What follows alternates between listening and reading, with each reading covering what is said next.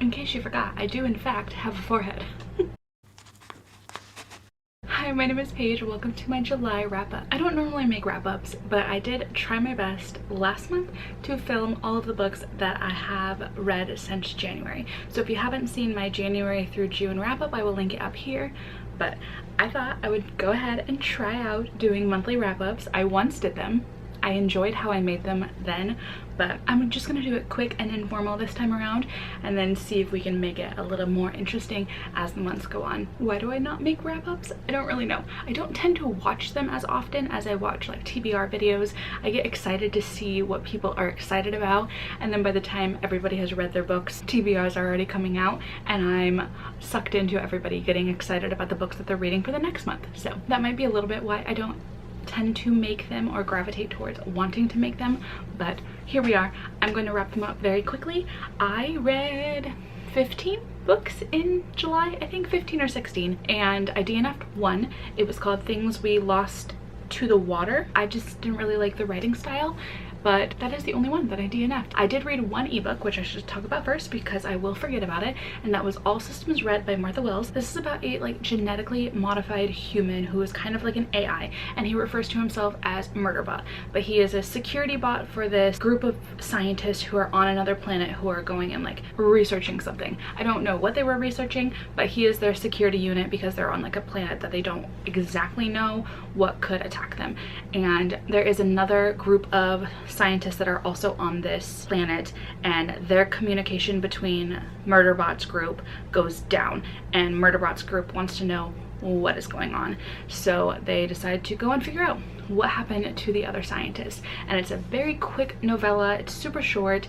It's interesting enough to want to keep reading, but there's just not a lot to it that I didn't love it. I didn't hate it. I think I will continue on with the other books that are in this Murderbot series because the ending made me more intrigued, but I think I gave this like a 3-star. It was fine. It didn't do much for me because you don't get a lot of character development or relationships or background, and that's what I need to love a book. So it was okay. I'm glad I read it. It was definitely a really quick read. But most of my reading has been comprised of books that I am reading for videos, so I'm not going to say a lot about the books that I have read if they are going to be in a video or have been in a video. So this might not be the most in-depth wrap-up, but I will still wrap some things up about them. Video number 1 was me catching up on some of the series that I had left unfinished.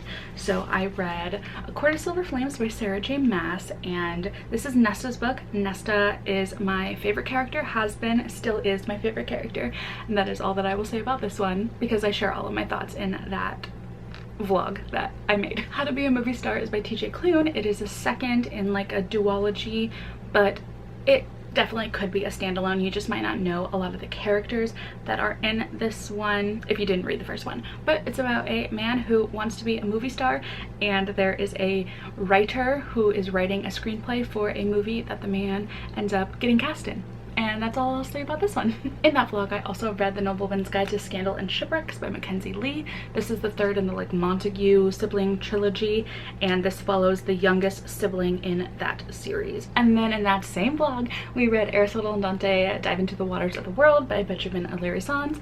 And I will just say the best part about this book was that Lynn-Manuel Miranda was the narrator. But you can check out that vlog to see my thoughts. And for another video that I did, which was reading books that I accidentally DNF'd, I read Sea of Ruin by Pam Godwin. This is like a pirate dark romance, and I had a lot of thoughts on it. I did. You can watch that video if you want to see my thoughts on them. Then I read Persepolis by Marjane Satrapi. I had to do a lot of research in that video to understand this story, but it is a graphic novel about Marjane's story as a child during the Iranian Revolution, and I learned a lot while I was reading this book. So that's all I will say about these two. So for a video you will not be seeing for a while, I did read Evan Winter's The Rage of Dragons, and this is about a man who is on a quest for revenge after his father gets murdered basically in front of him. And I had thoughts, and a few of them were good. So that video will be coming out in about a month or so because I have quite a few other books that I need to read for it, but I did not have the greatest time reading this, I'll just say that. And there were like no dragons, so if you think that there's going to be a lot of them, you will be sorely mistaken. That's all I'll say on this. Oh, I should put my books right here so that it looks cool. There, now it looks a little bit more bookish, but if you're wondering why everything is empty behind me, that is another video that will be coming out in a few weeks. I'm sorry, you guys. Secret TBRs and secret vlogs are just hard to work around sometimes. I mean it, I'm so sorry. These books are in a vlog that will be coming out on Friday, so you don't have very long to wait. But I did read Final Girls by Rayleigh Sager, Mother May I by Joselyn Jackson, We Are Watching Eliza Bright by A.E. Osworth, Mexican Gothic by Silvia Moreno Garcia, and Turn of the Key by Ruth Ware. So because that video is coming out in a few days, I am not going to say anything about them, but I feel like if you know these titles, you know what they all have in common, so you can take a guess what that video will be in the comments if you want to. But I did read 2 books that are not for videos, so I can talk about those more in depth in this video because I haven't shared my thoughts yet.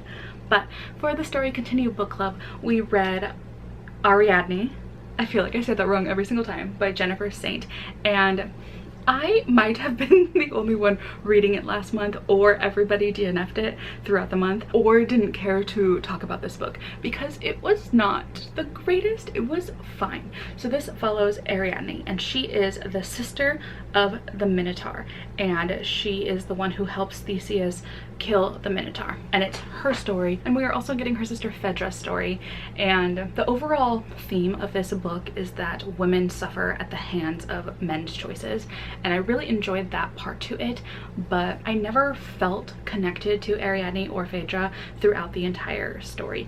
I feel like this wanted to do more and be a little bit more feminist, but it was just recounting Greek myths and telling us what happened, and I didn't love it. It was fine. I heard that if you enjoyed Circe, you'll appreciate this one, but Circe is better.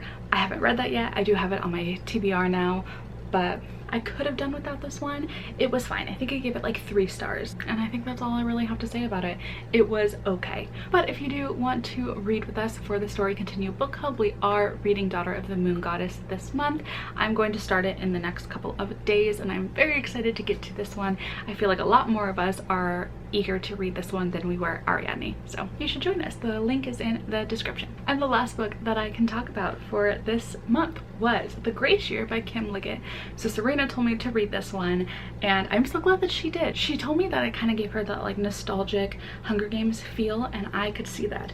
So the best way I could explain this one is that it's the Salem Witch Trials meets The Handmaid's Tale meets The Hunger Games, and I had a great time. So this is basically about this town or city where these girls are sent on their 16th year of life out into the wilderness, and they have to survive by themselves for an entire year because this town and these men who run this town believe that all of these women possess magical abilities that ensnare men and seduce them, so they have to send these women away on their 16th year to release the magic into the world so that they can come back into society and not be a danger to men anymore. And it is so hard to read. It makes you so frustrated at times, and I just had a really good time reading this. I did read a lot of reviews on this and how people did not like the ending, but for me personally, I felt like the ending made sense to the book. I know that a lot of people wish for it to be more or different, but I was satisfied by how simple and understated the ending was. I don't know, I just had a really good time reading this one. I could see why some people wouldn't like it, but if you like Salem Witch Trials, Handmaid's Tale, Hunger Games all in one, this is a book for you. I thought it was very good. I think I gave it 4 stars. But those are all 15 of the books that I read in July. Hopefully next month I will be able to actually share more thoughts on all of the books that I read, but please be looking out for some of the vlogs that I have coming out soon. I am very excited about them. But if you would like to join my Discord, like I said, it is in the description. And if you would like to chat with me about books, my Instagram is linked down there as well. But I will be seeing you very, very shortly in my video that's coming out on Friday with these books in it. Look out for it. But that's all that I have. I will see you in my next one. All right, bye.